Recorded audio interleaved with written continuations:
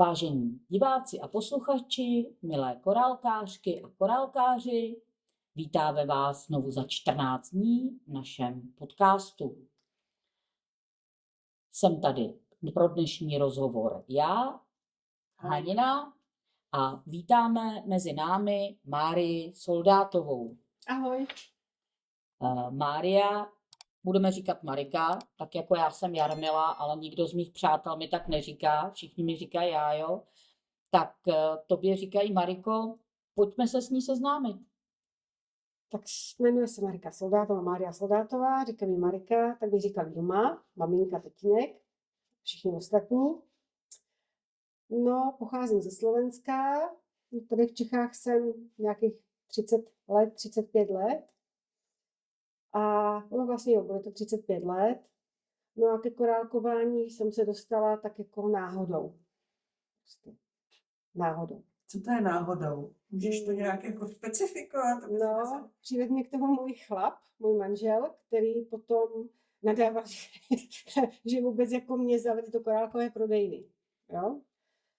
A to je hezký, ale to jsme ještě neslyšeli v našich podcastech, že by příčinou byl muž. Byli jsme v Jablonci na výletě a on tak jako povídal, nechceš se podívat do korálku, tam je korálková prodejna. Já jsem se koukala, říkám si, tak jako budu, proč ne? Kam jako pro mě korálky byla bižuterie, obyčejná, jo. I když jako je pravda, že jsem obdivovala, kdo to, jako co může všechno udělat z toho. No a tak jsme tam nechali asi 2000 takový pytlíček korálku malej prostě, jo, 2000, no a tím to začalo. A pamatuješ si, co byl úplně tvůj první výtvor korálkový? První výtvor, já jsem začala normálně navlíkat korálky prostě na gumičku, pak jsem zjistila, že to jako není ono. Nějak jako koukala jsem, už potom mě to začalo zajímat, co všechno se může dělat, tak jsem začala dělat na drátkách, dělala jsem hvězdičky a takové jako ozdobičky. A moje prvotina je tenhle zvoneček. To jsem nějak zjistila, že v Dubči se koná kreativ? Jo, byl kreativ a tam byly nějak holky, měly tam korálky, dělali návody na ten zvoneček a ještě něco, to si už nepamatuju, co to bylo to druhý. A tak jsem se do toho pustila, ale trvalo mi to možná takový 2 roky, 3, než jsem začala šít, protože já jsem se toho hrozně bála. Nevím proč, ale prostě jsem se toho bála. Tam jsem udělala zvoneček a dneška ho mám. A nikomu ho nedám. A kromě teda manžela máš podporu v rodině, fandí ti? Jak je to u vás? I tvoji přátelé třeba, nebo v práci? No, říkají, že je to hezký. Jako líbí se jim věci, říkají, že jsem šikovná, ale tak jsem si říkala, jo, já jsem šikovná, ale jsou holky, které jsou šikovnější, protože je znám. Jo? Já jako... nevím, no, jako něco jsem udělala i svýho už, ale není toho moc. Ale máš teda podporu v té rodině, jo, fandí ti? Fandí mi i manžel, protože ten jako, když jsme někde na výletě a vím, že tam je prodejna s korálkama, tak sice nadává, nemůžeš tomu říct jako nadává, prostě jak kroutí očima, ale stejně mě tam odveze, i když je to 200 kilometrů, jako jo, to je prostě... A co tě na tom korálkování nejvíc chytlo? Nebo nejvíc baví, jakoby... Asi to šití korálku a to, že prostě dovedu udělat něco hezkého, i když to podle návodu, ale prostě, že to dovedu udělat. Jo, že já to jako takhle, já nemusím to prodávat, ty věci, jo. Mě prostě, já mám těch korálků hodně, mám hodně projektů, který bych chtěla udělat, ale mám málo času, ale když něco udělám a povede se mi to, tak já jsem hrozně šťastná. Prostě ten výsledek, že je za tebou vidět. Jo, že a i složitý věci, jako třeba tamhle na té paně, od Laury návod. A i tady, co máme od Mariny, tamto, to je prostě taky to byla pro mě, když jsem to viděla, tak si říkám, ježišmarja, to je tam popletený, říkám zmotaný, říkám, to v životě neudělám a teda jako udělala jsem. A vypadá to moc hezky. Udělala jsem to. Jsou holky šikovní, které dělají krásné návody. A zaplať pánu za němi, je všichni rádi využíváme.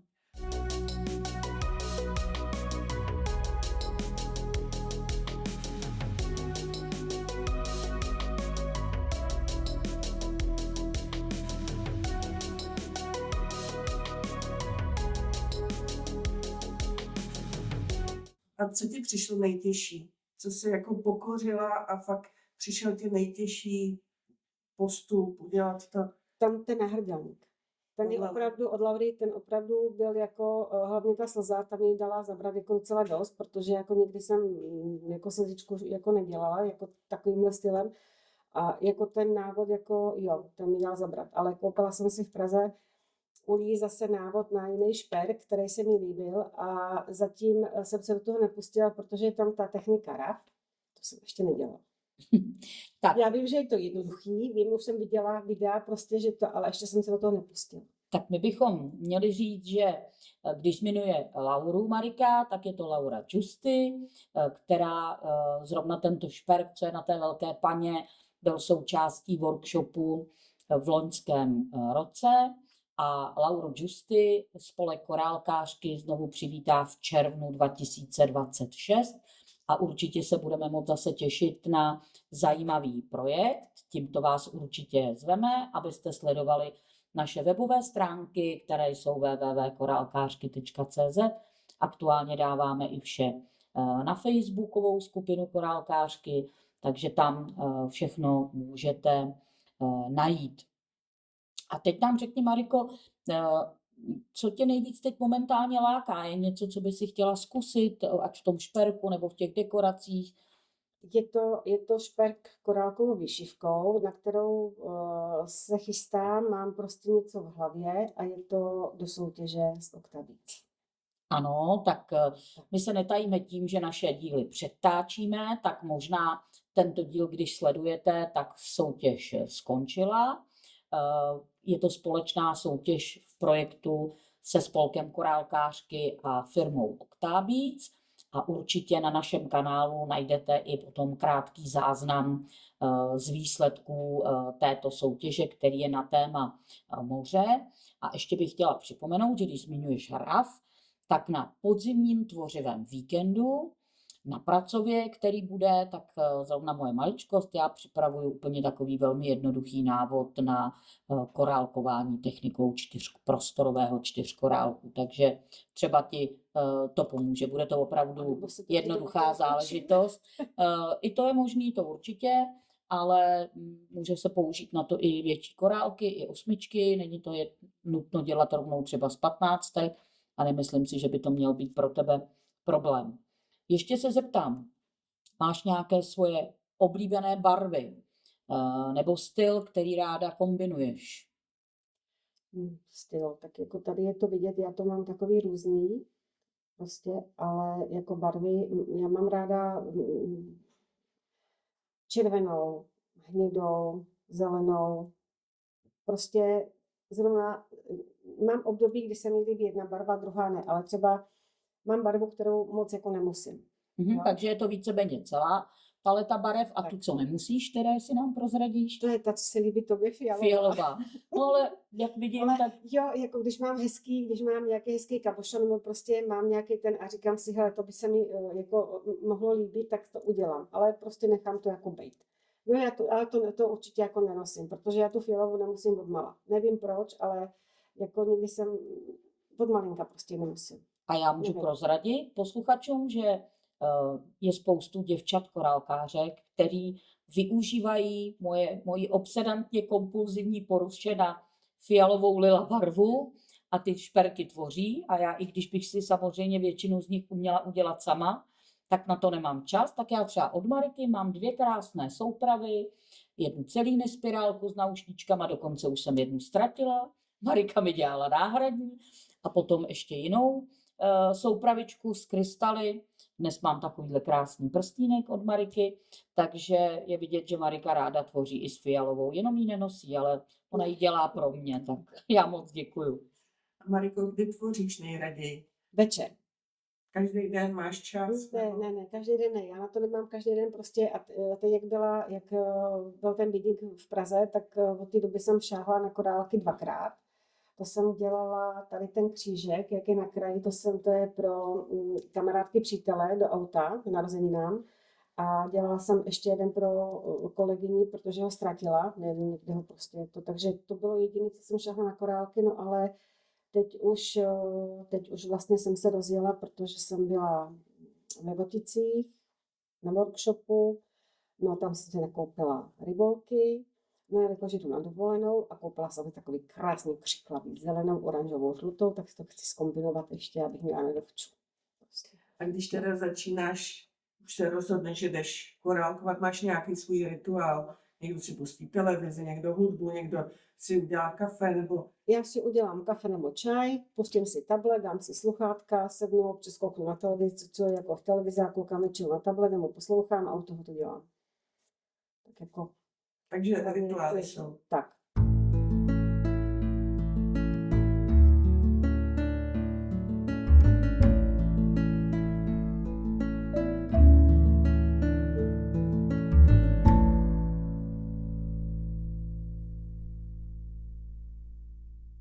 A jak zrovna relaxuješ, když netvoříš?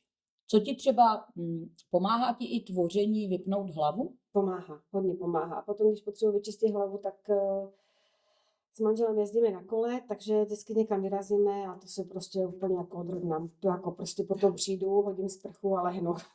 A kdybys měla opravdu spoustu času, je něco, čemu by si se chtěla věnovat? Nemusí to být zrovna korálkování, ale něco třeba, co neděláš, protože na to čas není a čemu by si se chtěla věnovat? No, já bych chtěla se věnovat těm korálkům, ale já bych chtěla mít do toho zahradu taky, jo, prostě bych chtěla, jelikož bydlíme v paneláku, nemáme zahradu, tak já bych chtěla mít zahradu a prostě hrabat se v té zemi, já jsem byla na to zvyklá kdysi dřív, takže prostě hrabat se v té zemi a potom u toho si vypnout a dát ty korálky a pustit si k tomu nějakou pohádku třeba.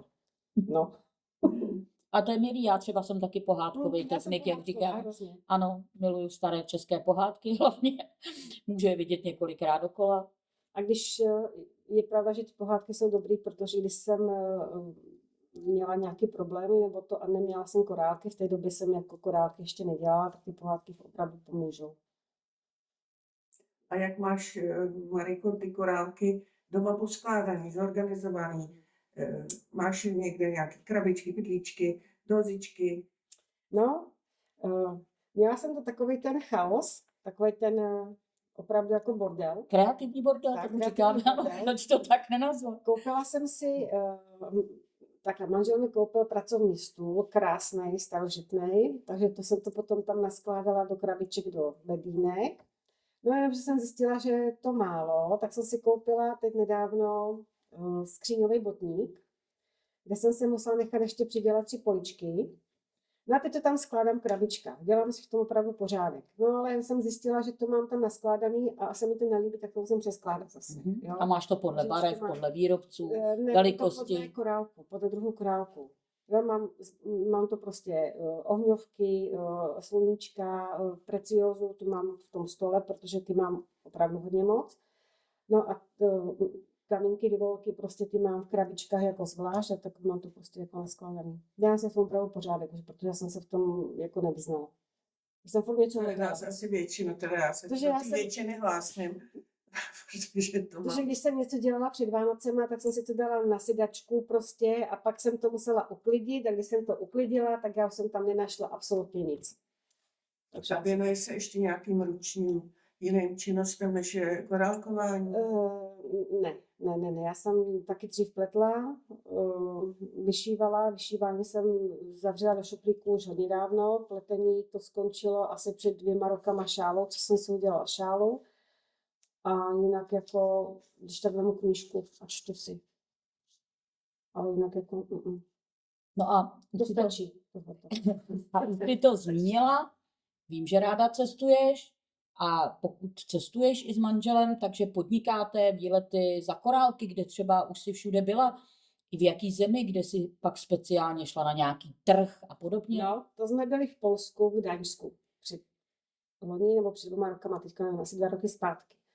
A v Poznaní, to je asi těch 300 kilometrů nebo 150 nebo od toho Gdaňska, to je, obchod má Royal Stone, myslím, že tam je obchod korálkový, tak říkám, hele, já bych tam chtěla, říkám se podívat, no tak co, tak jsme tam jeli.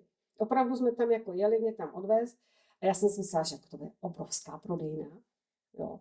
Když jsem tam přišla, tak to je prodejnička taková, že když je tam 5 lidí, tak je to už moc, to tam plný. Takže Ale mají velký tam e-shop vlastně- neznamená ještě, nebo spousta zboží na e-shopu neznamená velkou prodejnu. Ne, já jsem fakt myslela i podle těch fotek, že to bude asi velký, ale je to malinký, ale i tam jsem nechala peníze, i tam jsem utratila. A z těchto těch korálků, co jsi tam nakoupila, už si něco vytvořila? Máš tady nějaký Ne. A nebo vůbec na cestách, to, co si někdy třeba koupila nějaký kámen, nebo kabušo, nebo něco někde. Teď jsem si tam, my jsme tam byli znova letos v Gdaňsku a koupila jsem si, se tomu říká zlatý písek, jako takový to hnědý s blejskavým. A na to se chystám, že si to obšiju. A třeba, když by si našla někde při procházkách nějaký zajímavý kamínek nebo něco, zkoušela s tobou? Ne, neobšívám je, ale když se mi líbí kamínek, se ho beru domů a dávám si to do takový nádobky, jako co vyhoří svíčka, sklo, tak to skládám. To mám takový kamínky. Takže Jsem našla i takže srdíčka sbíráš. kamínkový. Ne, No, že- to, ale jenom jako prostě kamínek. Já jinak jako když jako sbírám, tak když se mi líbí porcelánová cukřenka Mhm. a ujetá jsem na hrníčky. Jo, ale to jsou takové hrníčky, že je musím používat.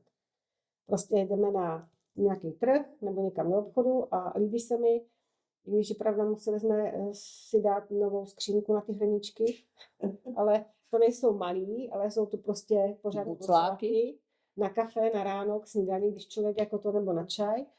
No a jediné, co jsme koupili, když jsme byli v Turecku, tak tam mají takový malinký šálečky v kovovým, jakoby, mají takový kovový obal a ten porcelán se nechá vyndat.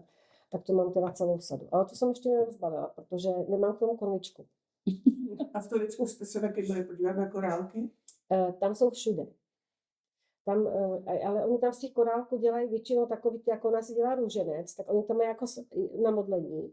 Takže tam jako všude jako visí. A co jsem koukala do obchodu, tak jsou to jakoby klenoty, ale oni tam měli z korálku udělané, jsem to viděla, prostě kovový korálky, nerezový, nebo prostě jsou ve 3 barvách, a měli z toho náhrdelník. A tak jsem si neobjednala korálky, že to udělám taky, že to vyzkouším, ale ještě jsem to neudělala, protože jsem ty korálky použila úplně někde jinde. Jsem prostě. To se stává často, No. si myslím, že koupíme korálky pro něco a použijeme na něco jiného. Tak. Pak se jdu pustit do toho původního projektu a nemám je. No, asi tak, no. Já taky, jako říkám, já taky kupuju tak, že se mi to líbí, tak si to koupím. Ono se to někdy hodí. No, tak. A když potom něco potřebuju, tak si to musím doobědat, protože to nemám.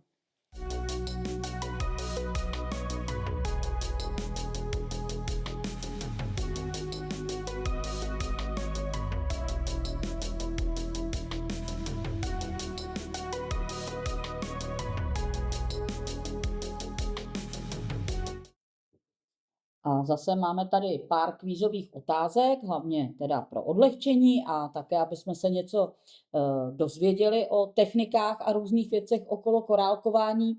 Mám tady na tebe otázku, jaký steh se používá pro tkaní na korálkovém stavu. Je to tkaný steh, brick stitch anebo chevron? Tkaný steh. A už si někdy dělala na stavu? Ne, nedělala, nemám ho a nedělala, ale zjistila jsem, že jako říkám, teorii bych ovládala, ale do praxe jsem se ještě nepustila, jo. Je to moc hezký, ale ještě jsem to nedělala, ale jsou z toho krásné výrobky, co jsem viděla na tom Wedding festivalu, tak tam měli tkaný kravaty, to bylo nádherný. To jsou opravdu, jako když sedí ten korálek jeden vedle druhého, tak je to úplně, a ještě v tom vzor, to je úplně krásné. A jaké druh nítě se nejčastěji používá do šitých korálkových šperků? Je to bavlněná příze, silonový vlasec, kovový drátek anebo speciální korálkovací nítě, jako je Fireline nebo Nimo? Je to poslední za D, ale já třeba ten křížek dělám silonem. Ano. No, ale jako nejvíce používat ten Fireline nebo ten Eslon, já ho A používám pokud taky. děláš šitý šperk, co přímo používáš ty? Většinou tu Firelinku. A co je typické pro korálky značky Toho? Je to, že mají tvar čočky, jsou většinou z keramiky, nebo mají velmi pravidelný tvar a větší otvor, anebo jsou všechny matné? Jsou pravidelné a mají větší otvor, že se nechají několikrát prošít. A co ty používáš také? Značku Toho, nebo jaká značka korálků je? Používám Toho, používám Milky, používám Precioso, prostě co potřebuju zrovna, tak to mám. A něco preferuješ, nějakou značku? No, Ono je pravda, že ty toháče mají větší dírky, jsou pravidelný, ale jsou, bych řekla, větší než mílky, a když potřebuješ mílky, tak nemůžeš mít toho. Jo, takže prostě tak nějak jako ze všeho, no. Ano, možná taky zajímavý poznatek, který tady ještě možná asi nezazněl, bych řekla já. Někdy se v některých projektech určitě dají kombinovat toho nebo mílky, ale skutečně korálky 11.0 značky toho jsou o něco větší než korálky mílky 11.0 například, takže je potřeba mít od každého asi něco.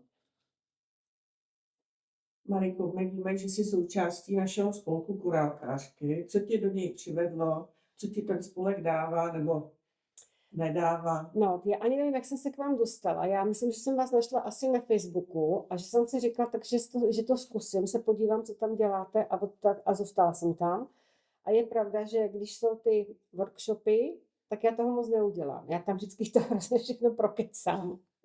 Ale aspoň si odpočinu. Jako poznala jsem holky, co to dělají dlouho, poznala jsem jako holky, co dělají různé techniky, jo, na drátkách, prostě některý šijou, některý háčkujou. A je to takový oddechový čas. Takže na Takový ty odpočinek. workshopy těch se zúčastňuješ celkem pravidelně, to vím, že Jo, když nejsme na dovolený, tak určitě jsem tam vždycky. musíš Hlásím ten jako čas, první, nebo mezi prvními. čas rozdělit mezi cestování Tak, a tak. korálky. Ale jsi účastnice i korálkových víkendů, byla jsi na loňském i letošním Beading Festival Prague. No. Já vím, že v loňském roce si měla v soutěži tady jeden z těch krajních hnědozlato-černých Jo, šperků, to je který ten byl v top 20, byl i součástí přehlídky, takže myslím si, že velmi úspěšně. Řekla bych, že tě to i posouvá, bych řekla já. No, já jsem ho tam dala jenom do počtu. Já jsem to jako prostě ani ho tam nechtěla dávat. Já jsem měla takový dilema, že prostě ho tam dávat nebudu, nakonec jsem ho tam dala, no, ale tak jako, takže byl v top 20 a jinak jako fakt, jako jsem ho tam, nevím, já nejsem takový soutěživý typ.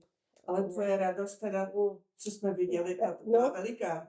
Byla, to jsem nečekala, opravdu jsem to nečekala, jak by řekla nějaká hvězda, ale prostě fakt jako, nevím, no. Ale je to takový, Dělám to opravdu jenom jako pro radost, jako nedělám to nějak, nevím. myslím si já, takový zadosti učinění toho času, co nad tím člověk stráví, tak když to někdo ocení, že se mu to líbí, tak nedělá to proto, aby vyhrál, že jo. To, že vyhrát může vždycky jenom jeden, ale spíš teda, když se to dostane do nějakého takového užšího výběru, tak si myslím já, že jako ocení to ty hodiny, Hodně co to nad tím potěší. člověk stráví. Tak viď? hodně to potěší, opravdu, jako to já měla slzy na krajičku. No, to jako jo, no. A inspiroval tě někdo na tom Beading Festivalu, někdo nový, kdo by ti jako zase dal nějakou myšlenku, jak tvořit? Jako teď tam bylo tolika autorů, tolika prostě jako lidí, že nestihla jsem to všechno. Já jsem teď koukala vlastně na to poslední video, co bylo, že vlastně opravdu jsem neviděla všechno, nestihla jsem to všechno pobrat, protože člověk chvátá, jako nechce tam překážet těm lidem a to, ale byly tam ženy, které měly, nevím, jak se jmenovala, ale měla tam takové hrozně velké brouky dělané. A ty byly úžasné.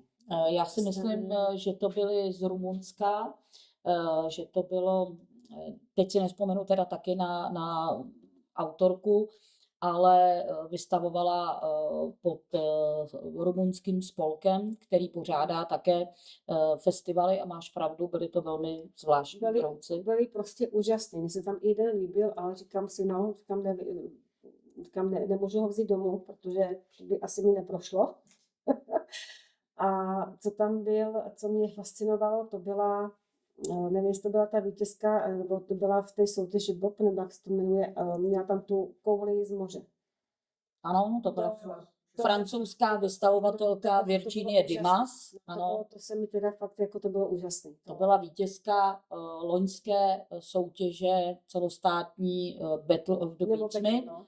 Ano, to byl ten její mořský svět a zároveň Virginie se stala i vítězkou jedné ze soutěží, kdy tam měla vyšívaný obraz korálky, který byl podle francouzského autora, který obrazy maluje, takže Tak to tohle byla to mě- replika, No a by se dalo Italky, a říct. Italky to je prostě bez řečí. Ty tam mají vždycky takový extravagantní šperky, krásný, no.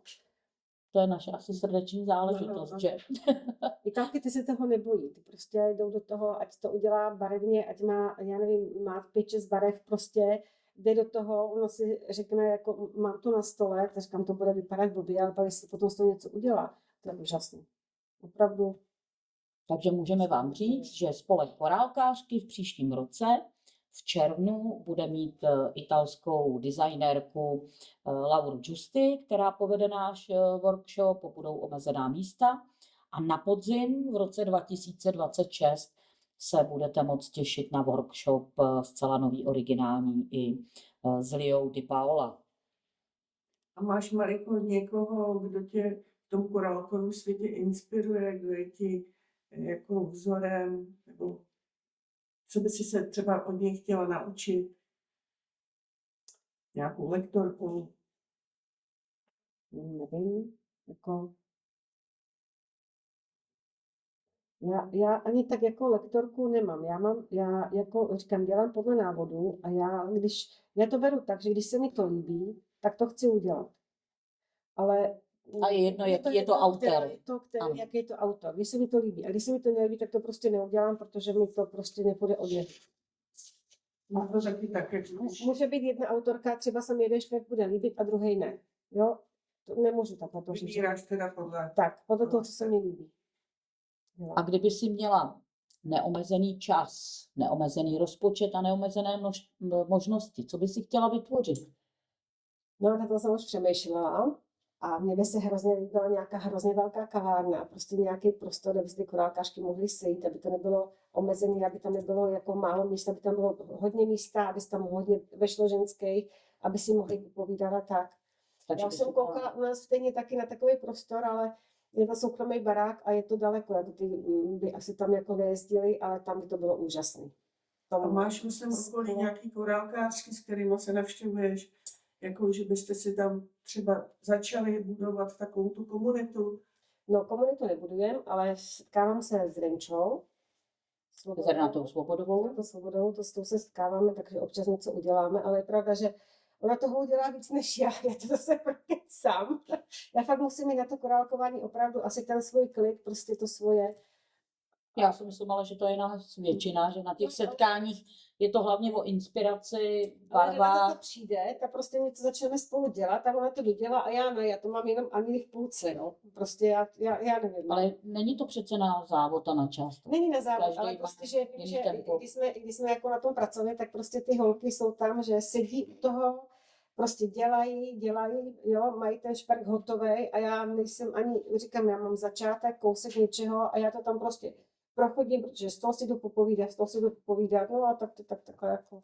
Čas uteče. Ale já si myslím, že je to o setkání o těch lidí a je jedno, jestli někdo toho zvládne hodně. My víme dobře, že třeba Jindra, že jo, Fejtlová, ta sedí a nehne se a jedna z prvních, která to má hotové. No. A vždycky to obdivujeme a já to prostě taky dodělám až někdy doma. Já to vždycky dodělávám doma. A mám takový krabičky, kde mám prostě tohle potřebuju, no a nemůžu se k tomu dostat, protože mám furt něco nového chci zkoušet, jo, takže nevím, no. Já si beru korálky na dovolenou, ale pak to dopadne tak, že většinou to přivezu všechno zpátky, tak jak jsem to tam přivezla. Někdo si vozí knihy a neotevře, někdo korálky. To já mám i knížku, ale prostě na to není kolikrát čas, protože my máme dovolenou takovou, že máme aktivní. Poznávací. No, my furt někde chodíme a takže jako není čas na to sedět. A když už je čas, tak je večer tma a to někdy už se mi nechce. Moc děkujeme za vaše komentáře pod minulým videem. Připomínáme, že pro účast v losování je potřeba nejen zanechat komentář, ale také být odběratelem kanálu. Teď je čas vybrat vítězný komentář.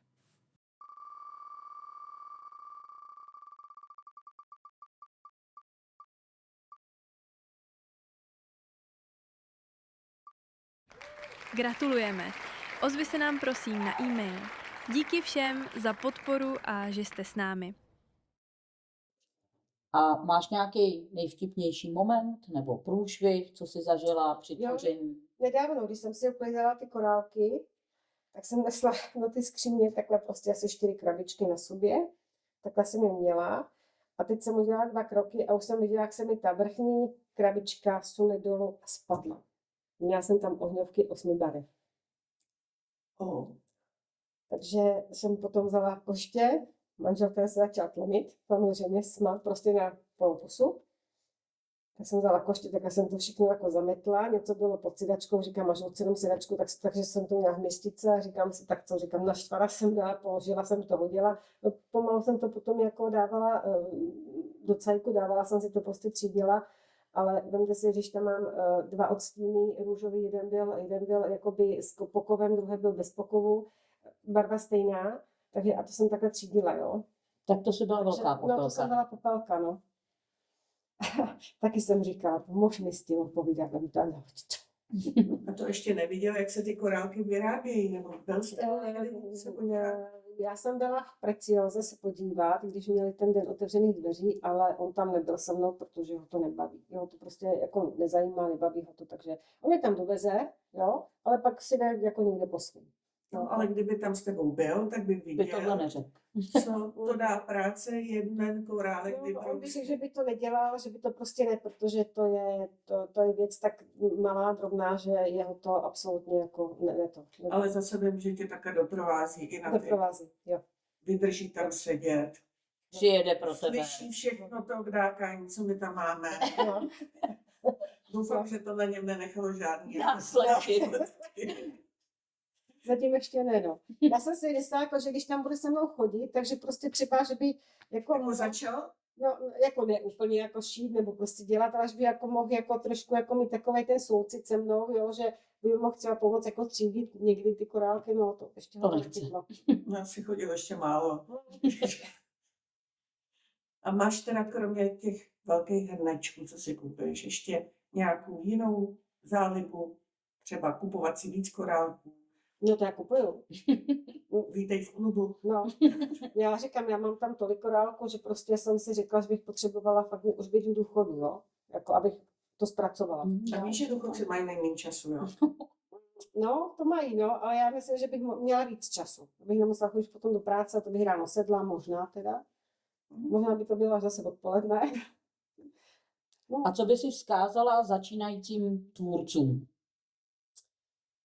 který se třeba bojí začít, nebo... no, aby se toho nebáli. Já jsem se taky bála a zjistila jsem, že to opravdu nic není, že je to opravdu zábava, hra, prostě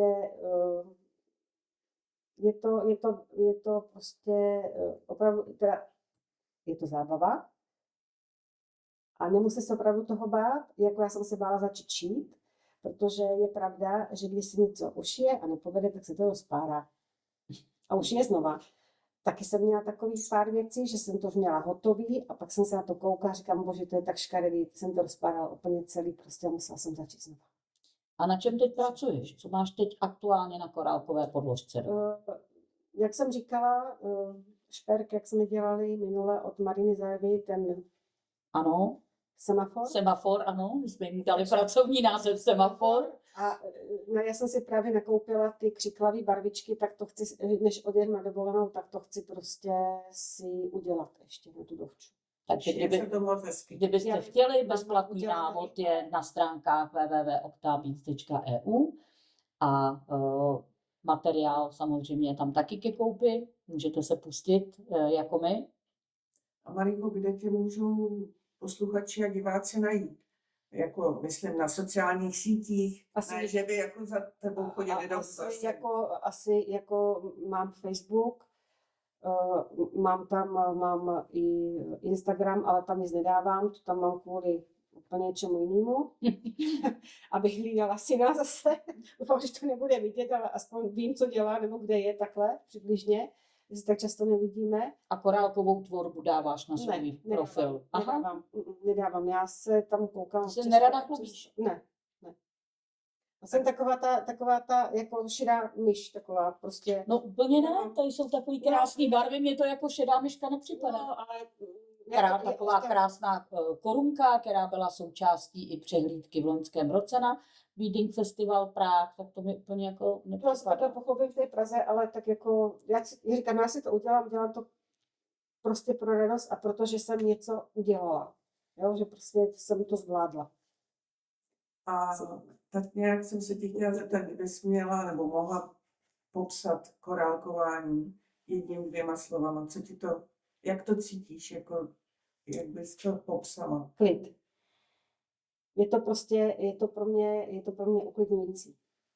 Já si říkám, u toho si vyčistím hlavu, soustředí se člověk jenom na to, nemusí myslet na různé věci okolo a je to, říkám, uklidňující pro mě aspoň. Nevím, možná to máte taky tak, ale Já myslím, že většina z nás. Zase krásné poselství na závěr.